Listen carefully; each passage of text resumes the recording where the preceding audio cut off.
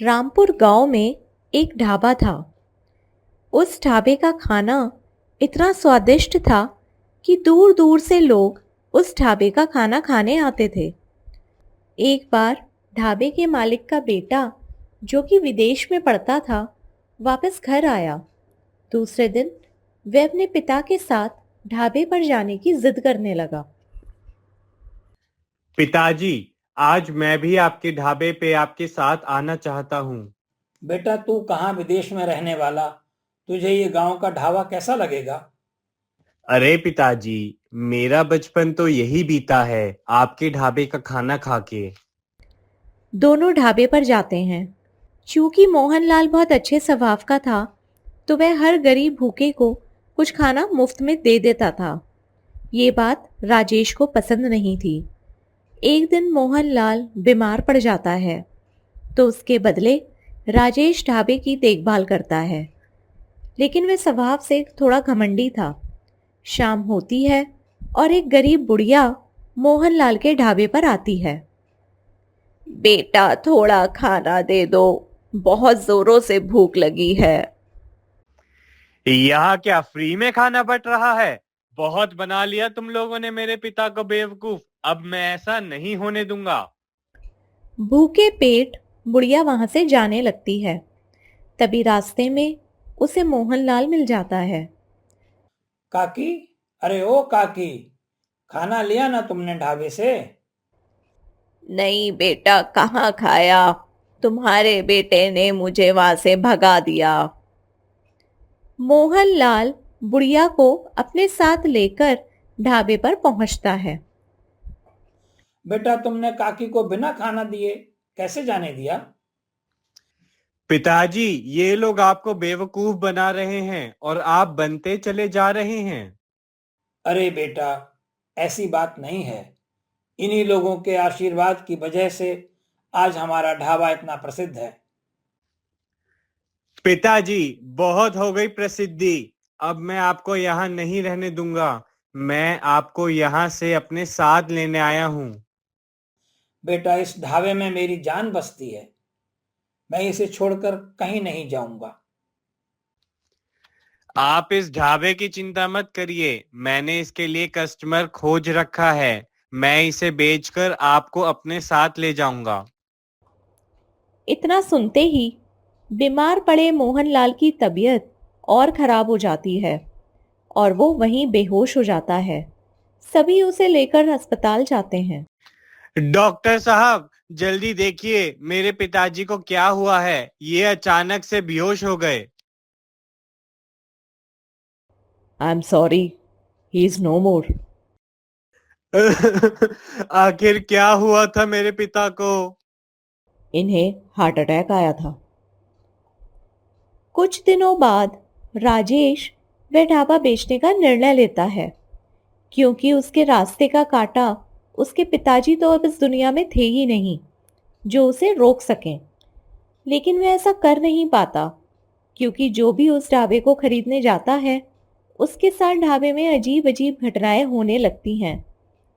तभी एक दिन राजू नाम का एक व्यक्ति उस ढाबे को खरीदने के लिए राजेश के पास आता है। राजेश, मैं तुम्हारा ढाबा खरीदना चाहता हूँ, क्योंकि मैं इसे नए सिरे से शुरू करना चाहता हूँ।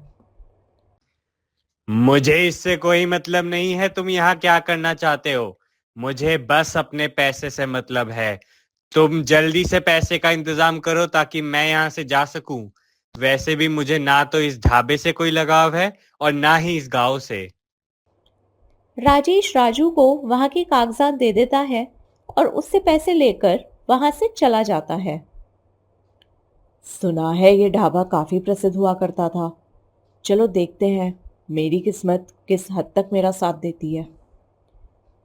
दूसरे दिन राजू सफाई वाले को ढूंढता है ताकि सफाई हो सके, लेकिन उसे वहां कोई नहीं मिलता।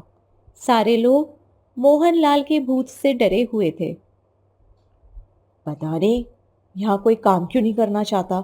सारे काम मुझे अकेले ही करने पड़ रहे हैं। राजू ढाबे को खोलकर उसकी सफाई करता है और टेबल कुर्सियों को अच्छे से व्यवस्थित कर आराम करने लगता है। ऐसे ही कुछ दिन बीत जाते हैं, लेकिन उसके यहाँ कोई ग्राहक नहीं आता। एक रात राजू अगले दिन के खाने की तैयारी करके सो जाता है। दूसरे दिन जब वह सुबह उठता है तो उसे सारा खाना बना हुआ मिलता है। उसे काफी आश्चर्य होता है। कुछ समय बाद वहां पर 2 ग्राहक आते हैं और खाना खाकर उन्हें काफी अच्छा लगता है और वे ढाबे से बाहर जाकर अपने दोस्तों के सामने भी ढाबे की तारीफ करते हैं। धीरे धीरे ऐसे ही ग्राहक बढ़ने लगते हैं। ग्राहक बढ़ने के साथ राजू का काम भी बढ़ जाता है। हर रोज रात में राजू खाने की तैयारी करके रखता और सुबह उसे पका पकाया खाना मिलता। एक दिन राजू ने सोचा कि आज मैं सोने के पहले देखूंगा कि ये खाना कौन पका रहा है। आधी रात बीत जाने के बाद जब किचन से आवाजें आनी शुरू हो जाती हैं, तब राजू किचन में आकर देखता है वहां एक बूढ़ा व्यक्ति खाना बना रहा था।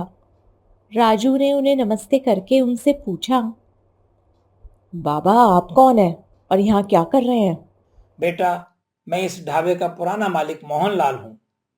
पर बाबा मैंने तो सुना था कि आप मर चुके हैं। हाँ, तुमने सही सुना है।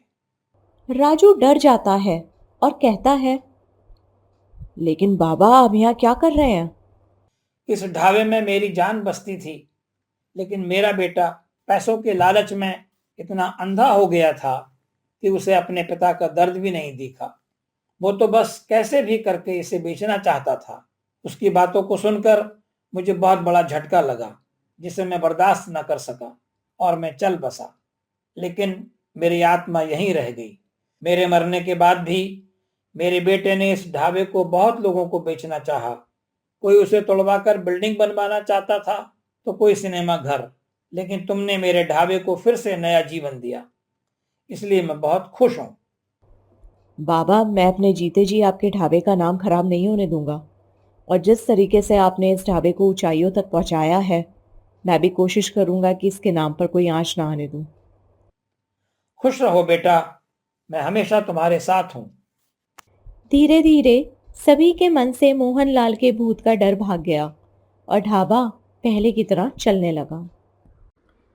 तो दोस्तों, अगर आपको हमारी कहानी पसंद आई तो कृपया लाइक करें, शेयर करें और चैनल को सब्सक्राइब करना ना भूलें। आपकी राय हमारे लिए महत्वपूर्ण है, तो कमेंट में अपने विचार ज़रूर बताएं। अगली बार फिर मिलेंगे एक नई कहानी के साथ। ध्यान रखें, जीवन में हमेशा अच्छा करें और दूसरों की मदद करें।